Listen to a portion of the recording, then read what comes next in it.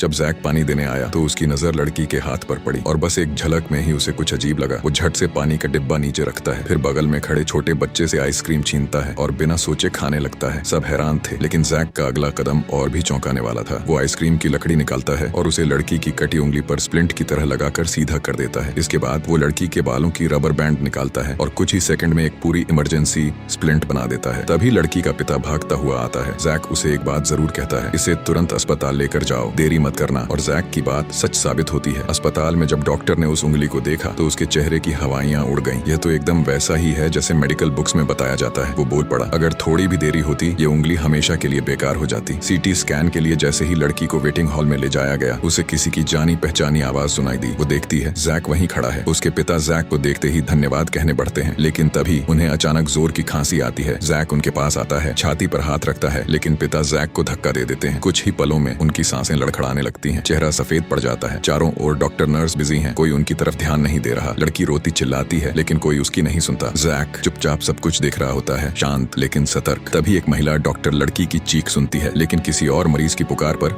वहीं अटक जाती है। वो एक नर्स को भेजती है। जैक भी पीछे पीछे चल पड़ता है। जैसे ही वो लोग लिफ्ट में चढ़ते हैं, लड़की के पापा वहीं गिरकर बेहोश हो जाते हैं। जैक भागकर उन्हें पकड़ने जाता है, लेकिन डॉक्टर जैक को लिफ्ट से बाहर खींच लेती है। मरीज को जमीन पर लिटाया जाता है। डॉक्टर इमरजेंसी मशीन लेने दौड़ते हैं। जैक पास आता है, अपने हाथ लड़की के पापा की छाती पर रखता है और धीरे से कहता है, दिल की धड़कन रुक चुकी है। डॉक्टरों को यकीन नहीं होता। वो सीपीआर शुरू करते हैं, लेकिन जैक सब कुछ समय से पहले देख चुका होता है। वो झपट कर मशीन छीन लेता है और सबको रोक देता है। जैसे ही डॉक्टर दोबारा चेक करते हैं, वो दंग रह जाते हैं। दिल सच में रुक चुका था। अब सब मिलकर तेजी से सीपीआर करते हैं। जैक भी डॉक्टरों के साथ जुड़ जाता है। कई मिनटों की कोशिशों के बाद दिल फिर से धड़कने लगता है, लेकिन खतरा अभी खत्म नहीं हुआ था। अब इमरजेंसी ऑपरेशन करना जरूरी था और ऑपरेशन रूम तैयार था, मगर सर्जन गायब था। सारे डॉक्टर किसी न किसी मरीज को देख रहे थे और समय तेजी से निकलता जा रहा था। नर्स चिल्लाई, अगर अब और रुके तो मरीज नहीं बचेगा। लड़की रोती रही। उसकी निगाहें जैक पर थीं। उसे पता था जैक ही एकमात्र उम्मीद है। जैक जानता था अगर उसने सर्जरी की बिना डॉक्टर की लाइसेंस के, उसकी पूरी जिंदगी खत्म हो सकती है। वो पीछे मुड़ने ही वाला था कि लड़की ने उसका हाथ थाम लिया और धीरे से उसकी हथेली में एक सिक्का रख दिया। जैक